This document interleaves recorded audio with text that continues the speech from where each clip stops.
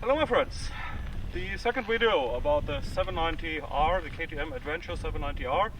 I've had it now for approximately 6 weeks, I think. I wanted to give you a 5,000 kilometer review. It didn't work entirely out. It's a 4,200 kilometer review, but I think it still counts. I've done a lot of miles now, both on asphalt, on gravel roads, not really off-road, because as you might know, here in Sweden we are not really allowed to drive off-road. There are no single trails, legal single trails or things like that.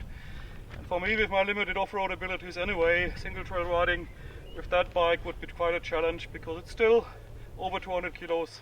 I would need to start with something really lighter. But let's look at some of the positive and negative points I have to make about the KTM 790 Adventure R. Let's start with the ergonomics of the bike. As you might see, I have the two-part seat from the S model on that bike. I needed to buy it extra. I hoped it would be significantly lower, but actually it is not really lower, maybe a centimeter. But the foam is quite firm. It fits my backside, quite well, and I've done day trips up to about 350 kilometers on that seat without any problems. I have not had any passenger on the bike yet, so I cannot comment on the passenger comfort of that seat. The handlebars I like because they are not as wide as on the, for example, 1200 or 800 GS made by BMW. These have really wide handlebars, and I saw now on the weekend when we did some maneuvering of the bike, of these BMW bikes on a steep hill, that it's very hard to reach the other side if you're standing here and want to reach that side. Also, I think it's almost too wide for my shoulders. I don't know if that is comfortable over time. So I like that one. So it fits me perfectly. I'm 1,71 m, as you might know, and buying my jeans normally with a 30-inch inseam. The height, of course, is so that I can only get 1 foot significantly down, really down, if I move my my backside to the left side, for example, or to the right side. But that's a matter of getting used to. So far, I am lucky I have not dropped the bike when stopping. It's a little bit of planning ahead. So the ergonomics fit me quite nicely. I also like the foot pegs. I have removed the rubber from those. I don't need really larger ones. Seems an unnecessary investment.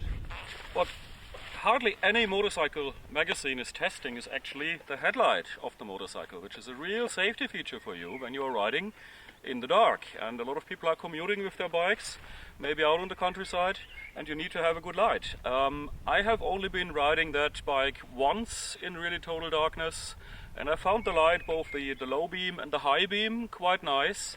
But what I have done actually to be better visible at daytime is mounting these little pod lights here with a switch on the handlebar, and you see they're quite bright. It's 2 times, I think, 8 watt or 10 watt, and that gives me better visibility at night, which I have not tested yet, but makes me also better visible to other cars. And I think that is much better than a yellow vest or anything else. As you see, I'm riding a yellow helmet also. This also is a little extra to make me better visible in traffic. But the normal standard headlight, LED, full LED, I think is actually quite good on that bike.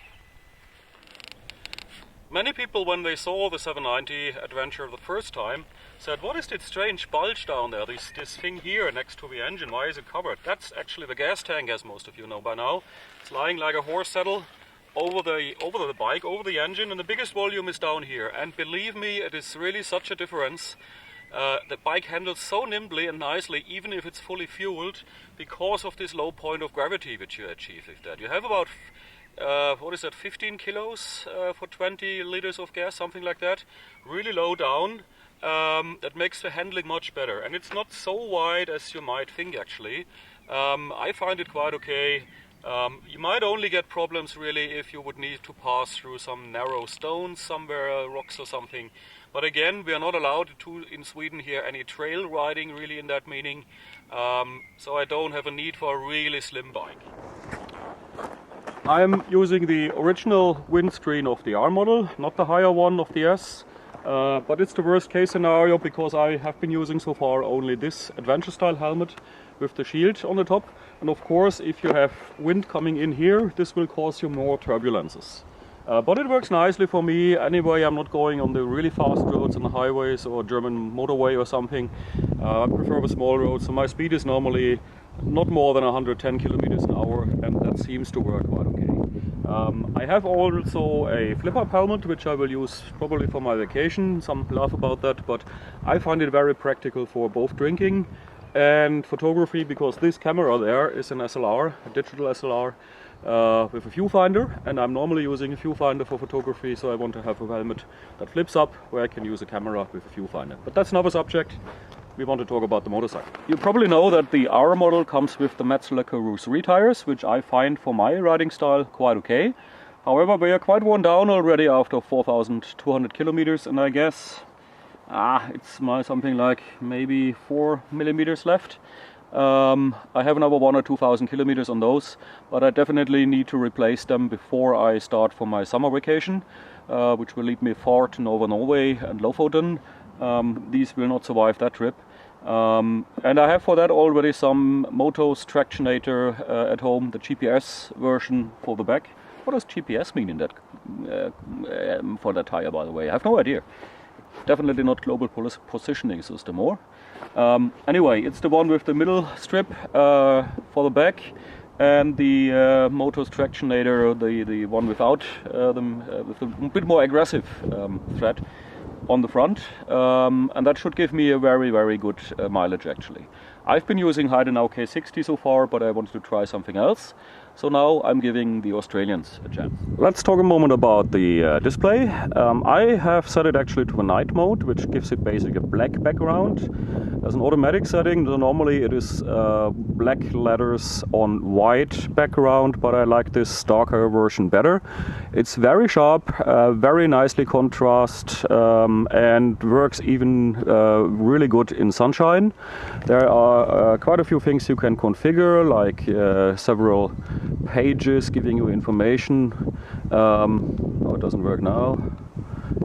As you see, I'm in rally mode right now. What you see down there, the numbers, that's traction control, which you can simply steer. But if you're not in rally mode, actually, you have a few possibilities to configure the screen. You have two configurable screens where you can put information in which you like. It starts raining almost now. I hope really it doesn't. I want to film this to the end now.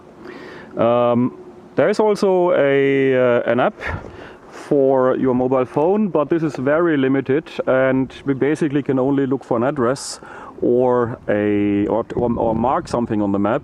So as you see, I have a Garmin 276 mounted on it, and I mounted it here on a ball, which I have screwed actually on the handlebar clamps, because I think that this mount here is actually too weak. It's all plastic around here, and it's only two screws, one from the other side, that hold that thing. And if you put a 600 gram heavy, 500 for the GPS, about 100 for the holder, for the cradle.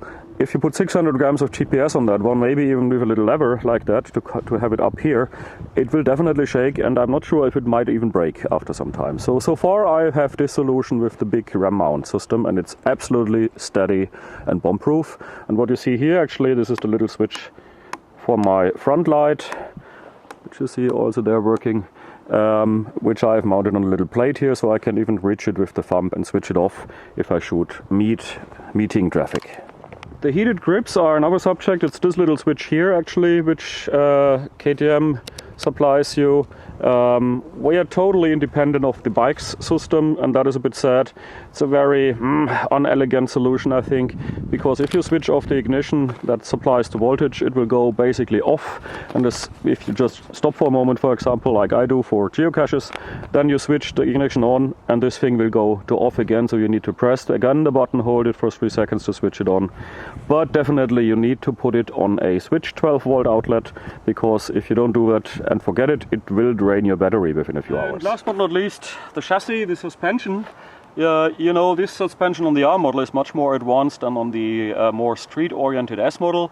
I probably never really bring this suspension to the limits. I'm not riding that aggressive, and we are not really allowed by law to ride real off-road in Sweden here. We are bound to more or less roads and built trails, but still they can be really bumpy, and so far I have a very, very good feeling with that chassis.